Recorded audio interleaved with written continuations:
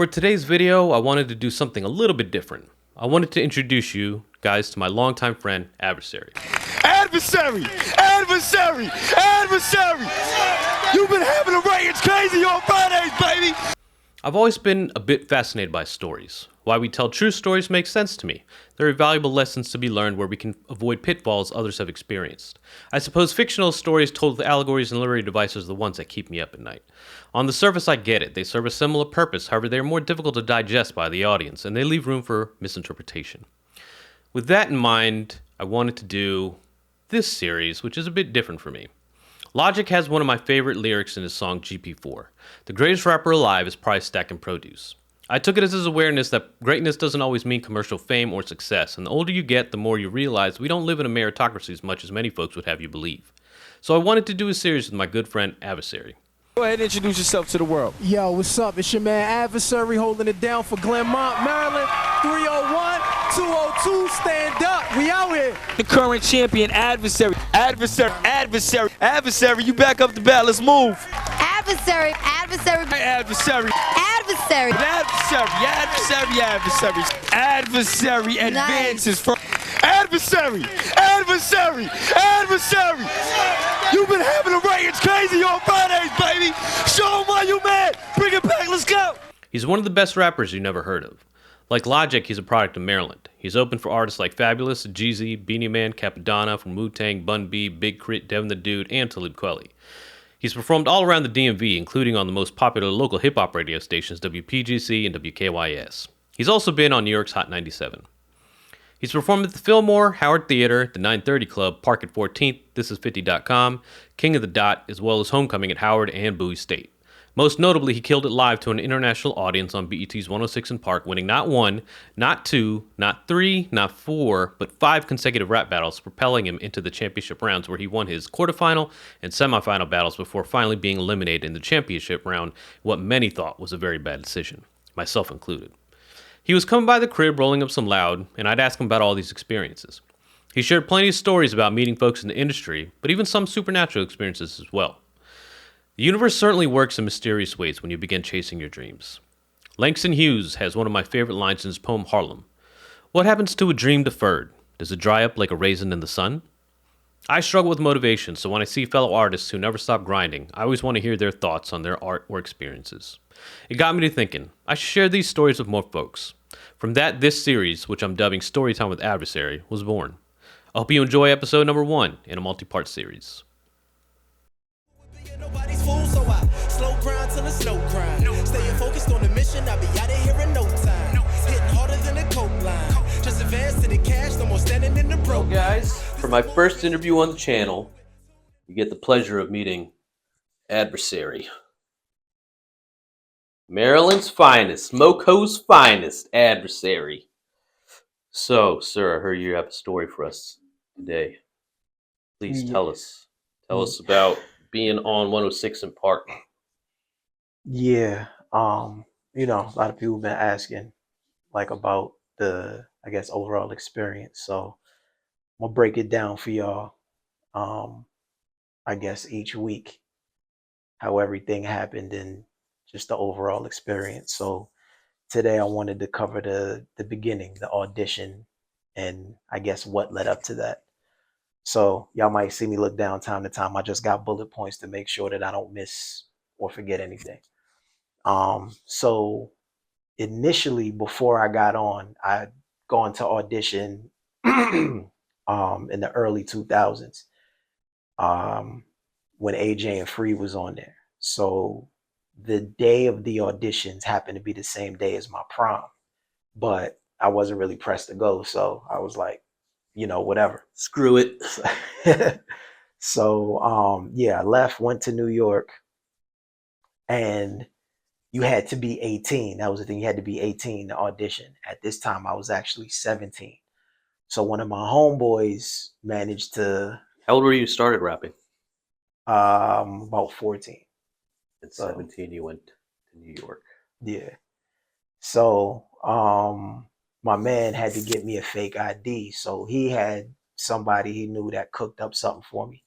And got a New Jersey, a Rahway, New Jersey joint. Oh, God. That said I was 18. So I took it up there, you know what I mean? I took it up there to use and what have you.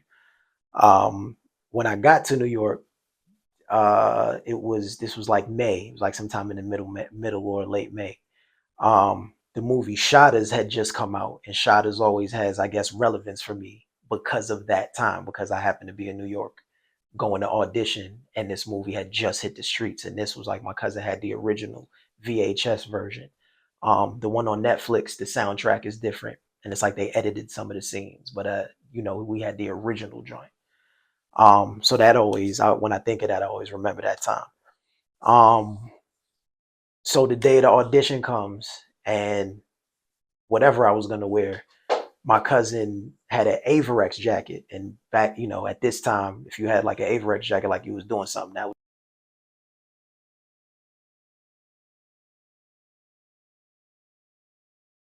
up there, to be fresh or whatever. So I get up there, give them the fake ID. It works. They don't question it. So, and then I get in line. So in the process of being in line, we're waiting. It's like hundreds of people. I was somewhere in Manhattan. I forget where exactly, but somewhere in Manhattan. And it was just a long, long ass line. So we're in there, you know what I mean? Everybody's talking to each other. It gets to the point where people start battling, you know what I mean? Because we're just in line for hours. I think it ended up being like 4 or 5 hours before I actually got in the building. Lord. So yeah, during the time, people just got bored and shit. So they started rapping, ciphers was happening. People started battling. And what I remember about that time particularly, there was a girl there. I don't know how old she was. Probably like maybe early 20s, maybe. Kind of like a heavy set. She wasn't big, but like just thick, I guess. Little husky. And yeah, like she had her like a kind of swag about her, I guess. You know what I mean? But what I remember is she was cooking. She was in line and she was cooking. It was like two other girls that had jumped out there, I guess, and they was battling going back and forth. And she was just frying them, getting them out the way. And there was one bar in particular that she had that I'll never forget. She said, this chick thinks she could see me. She can't be serious. A Coogee sweater looks like my pad after my period. Oh my God. Like we went nuts. Like everybody in the crowd went crazy. Oh shit! You know what I mean? She was from Brooklyn. I want to say something like Franklin Ave or something like that. I don't know, but somewhere. But she was from Brooklyn. I remember that. And she was frying. So like just that whole experience and all the different MCs and different people, it was cool. So yeah, literally 4 or 5 hours later, I finally get inside the building. But when we get in, we had to go downstairs, and it was this big basement cafeteria looking tight area. And it was just a bunch of people in that joint, and you just had to wait for your number, wait for them to call your number. So there was more ciphers and battles and stuff going on for people to just pass the time. And it was one dude there who had the guitar, and Cuz was vicious. He was vicious with the guitar. So he was just sitting there playing riffs, and everybody was just freestyling and rhyming over the guitar play. When I finally got upstairs, it was kind of like a narrow rectangular room. So the door you came in, like you came in this way, and the line went like straight over and then this way. And I guess it was coming in, and they were filing people back out, through the other door on this side, but it was like a rectangle. What we were told is that when you came, you would get 16 bars, I guess, which equates to the 30 seconds they give you. So you come in, spit 16, and the other person spit 16. By the time we got there, I guess they were so backed up, and so many people had shown up. They told us we only could get 8. They was like, yo, so many people, and we're pressed for time, blah, blah. So you just gonna spit 8 bars. So I was already blown, like, dog, I drove 4 hours. Yeah.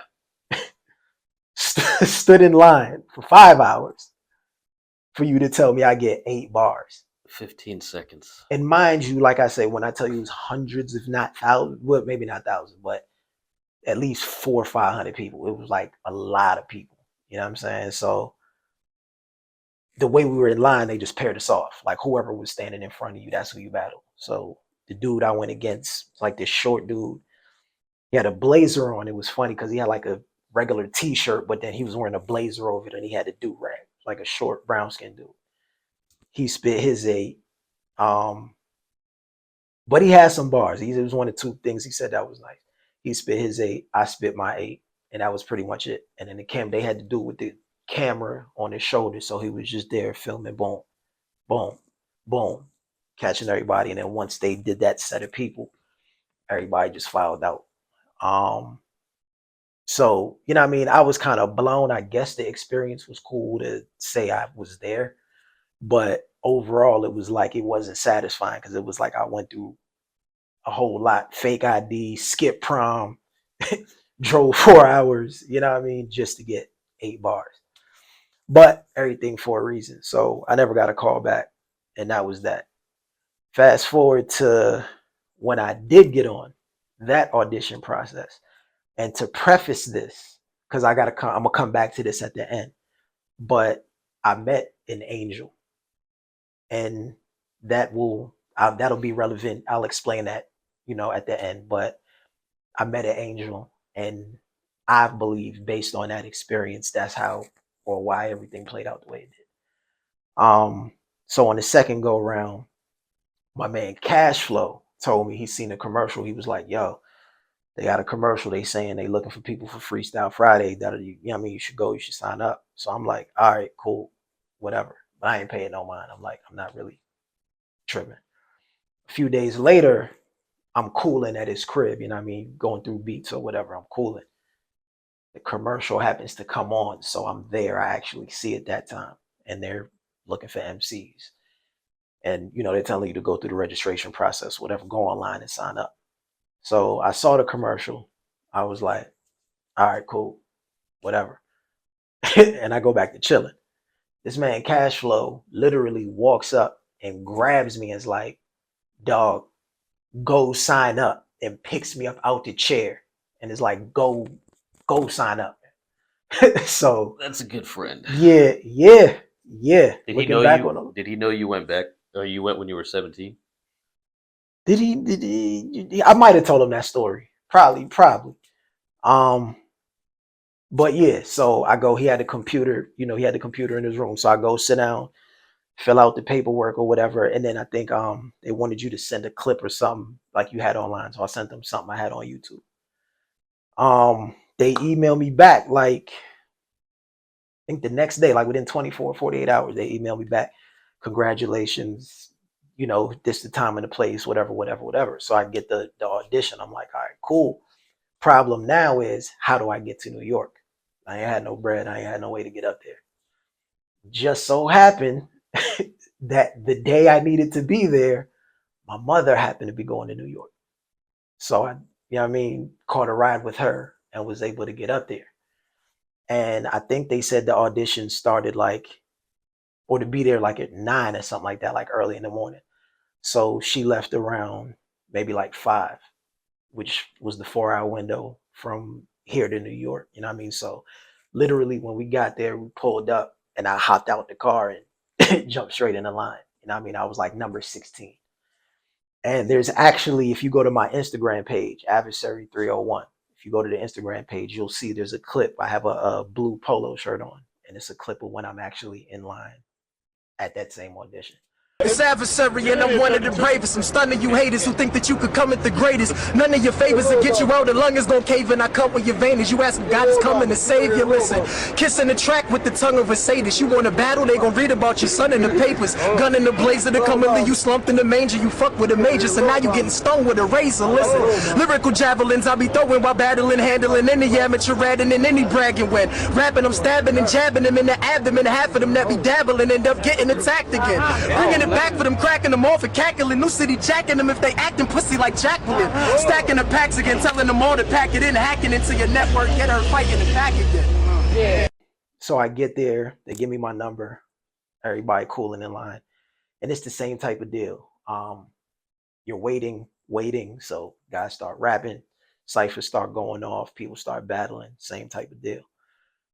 Thankfully, that wait wasn't as long. I think I was in line for maybe like 2 or 3 hours, so it wasn't as bad. You know what I'm saying? But when we finally get in, they take us in sets of 10. So they literally go out 10 at a time. Boom, 10 at a time. And you go in. So when I get in, they tell us, all right, we're gonna take you upstairs, pair you off, and then they're gonna call each y'all out, do y'all thing, and whatever. So we get upstairs, we're in a line. When we get there, I remember it was like, it looked like a dance studio or something like that. It was like the hardwood floors and the window, the mirrors all around, and like the little bars, like the ballet joint. So and they got the tables, and all the judges are sitting at the tables. So the line is like, I guess, this way, and then the tables are this way. And then there was like a black couch at the end in the corner, and it was like 3 dudes sitting there.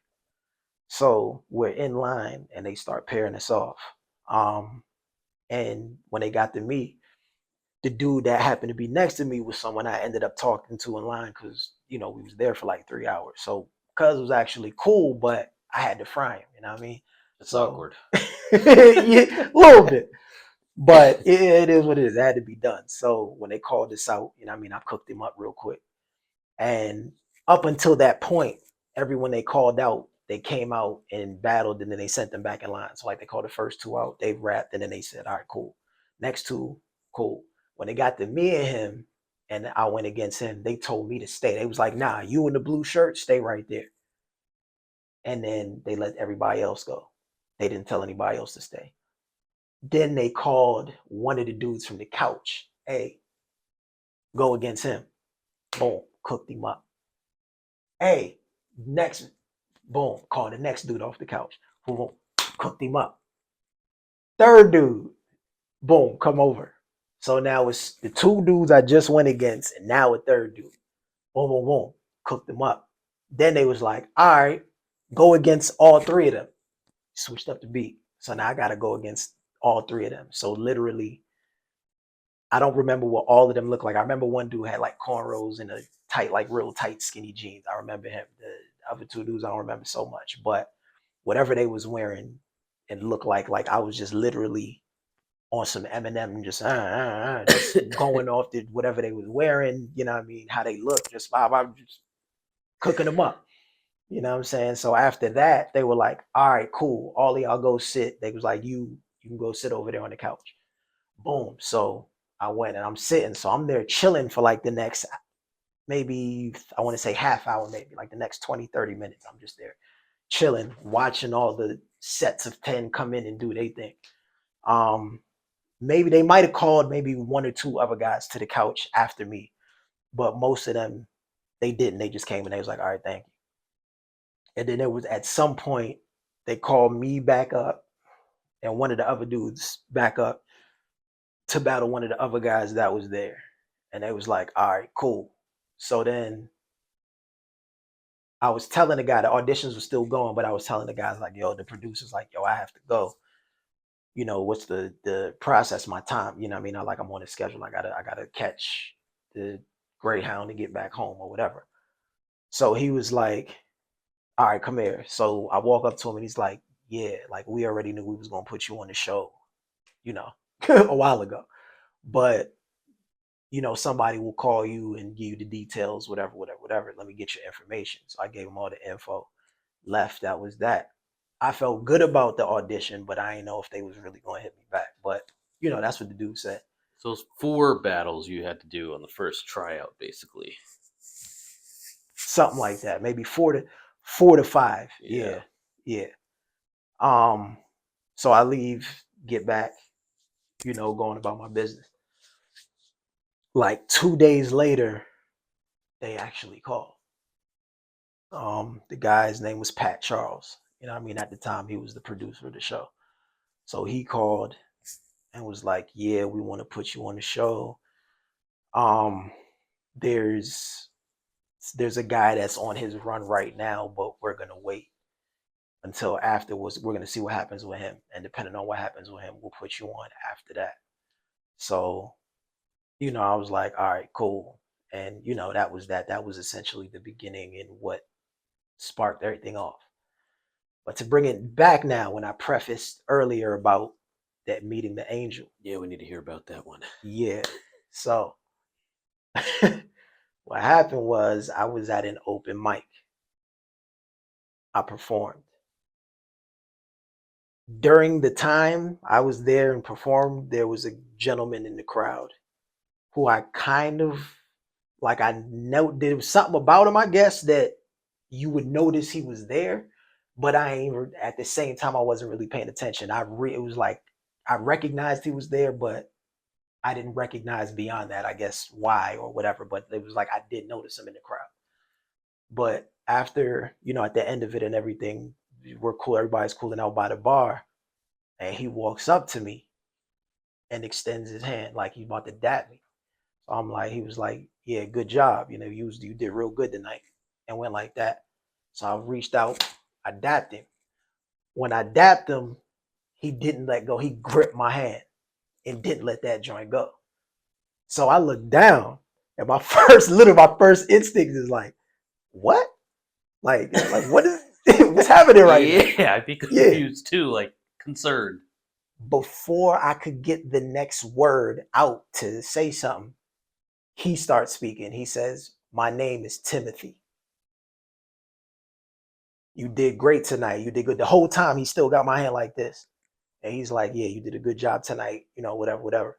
But the reason I came here tonight is for you. God, What's that? On God, dog. He said, God sent me here tonight to speak to you. So I'm just, at this point, I'm just like, This is before you're even on. This BET. is before. This is nothing about nothing. I don't even know these auditions are happening yet. This is well before that. So he's telling me this. He says, I came here tonight to see. God sent me tonight. Yeah, that's first. He says, I came here tonight to see you. Then right after that, he says, God sent me here to speak to you.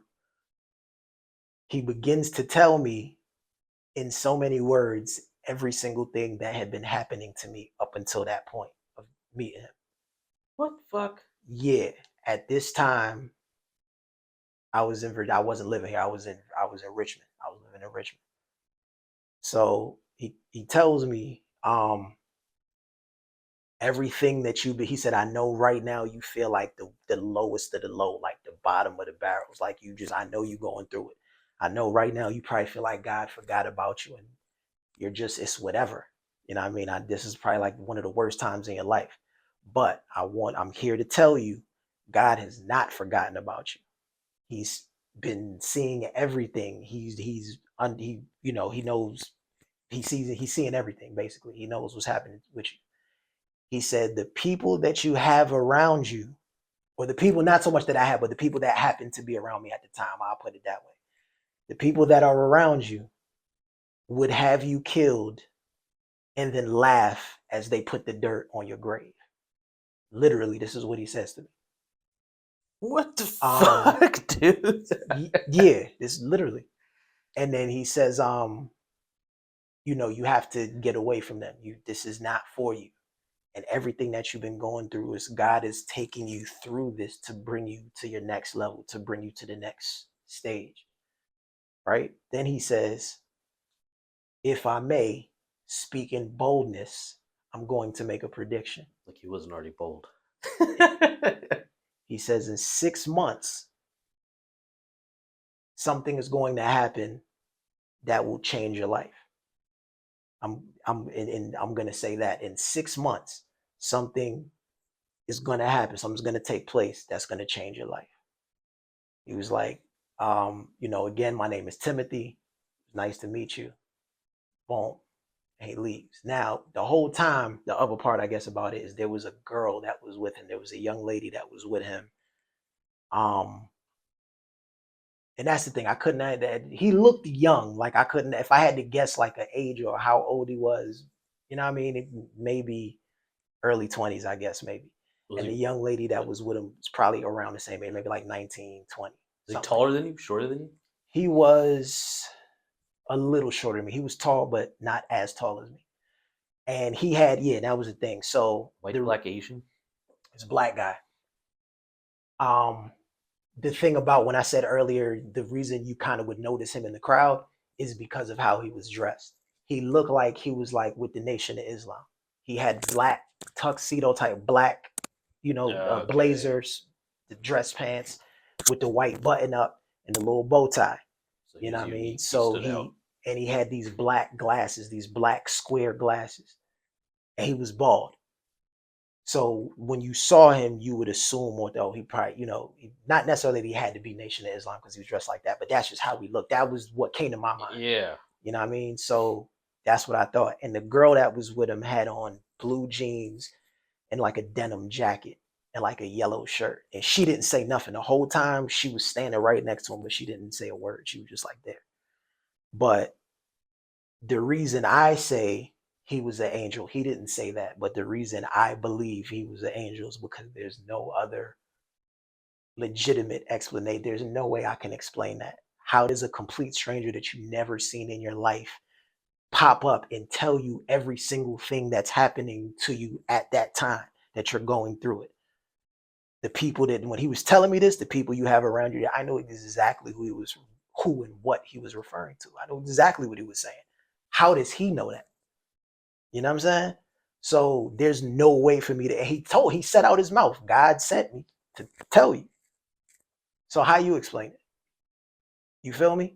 So that's why I say that I believe he was an angel. So how'd you react when he was telling you all this stuff? How could you react, bro? Nope. Like I was just listening. Like, what do you do? What do you say to that? So I'm just listening to everything he's saying. And then after he tells me everything, he's like, yeah, my name is Timothy, blah, it's nice to meet you. And him and the young lady turn around and walk out. And part of me wanted to follow like to the door and just look out and just be like, where are they going? What, you feel me? But there was something so, I don't even know what word to use. I guess powerful. I don't even know how to explain it, but there was something about his presence, the aura that he had around him, that I was just like, nah, like, and I just stood there and just tried to absorb everything he told me. So he said in 6 months, something gonna happen that's gonna change your life. I had no idea what he was referring to, whatever. 7 months later, I get the call from BET. Yo, we're gonna put you on the show. That's fucking crazy.